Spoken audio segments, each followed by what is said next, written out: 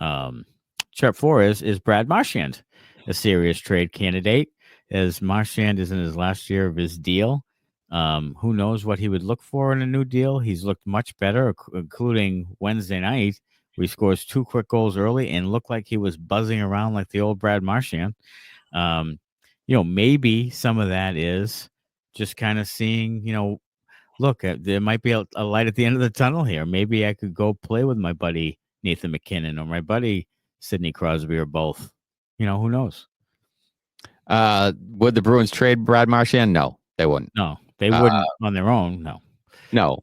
The only way they trade Marchand is if Marchand comes to them and says, "Can you move me to a contender?" That's the only way it happens. They would not trade him.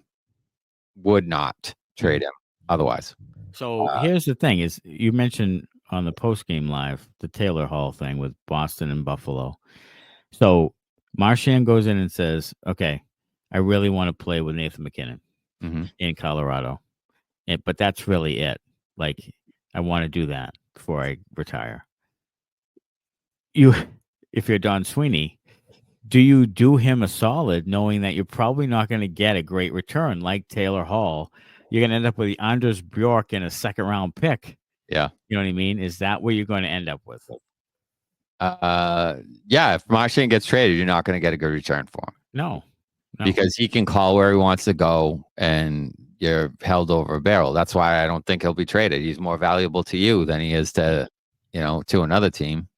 Yeah, maybe you'll do him a solid if he's not going to re-sign with you.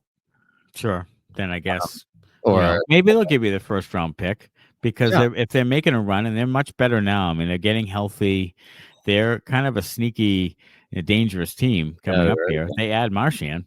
And they would probably give you a first round pick. So would you do Marchand for their first round pick, which would be probably pick 27? Yeah, I mean it's better than nothing, right? If he's not going to resign, but again, they're not moving him unless he says, "Right, I want to be gone." Like there's no chance he gets moved, unless he asks out. Their history says like Bork, they have that conversation. Like the history says. They're not doing that on their own. No, there's no question. No, but I wouldn't leave it out of the realm of possibility that if it goes south with the Bruins, that he says, you know what, as attractive as it is to finish my career here and maybe go up. I mean, he's probably going to go up in the rafters anyway.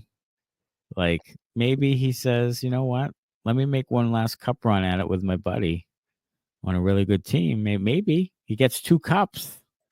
Then he's in 2 cups to 2 different teams, and he ends up in a different category. It's possible. I feel like he's not going to ask out. I think he is one of the last guys who really values that's culture and winning here, and he grew up here in this organization, so he won a cup here. So.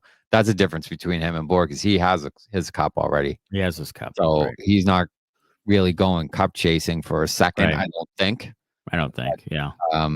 True. So I really don't think he gets moved. And I think he actually I think he'll re-sign with the Bruins. I think he'll be back with the Bruins. I still think after all is said and done, he'll be back with the Bruins on a 2-year deal. I don't know what the value is. I don't have any idea. I don't think it's a severe discount like Bergeron. I don't think it's $2 million or whatever. I think it's probably at least 6 a 6.3. 6.3. Yeah, like Sid. It's kind of like Sid did, maybe.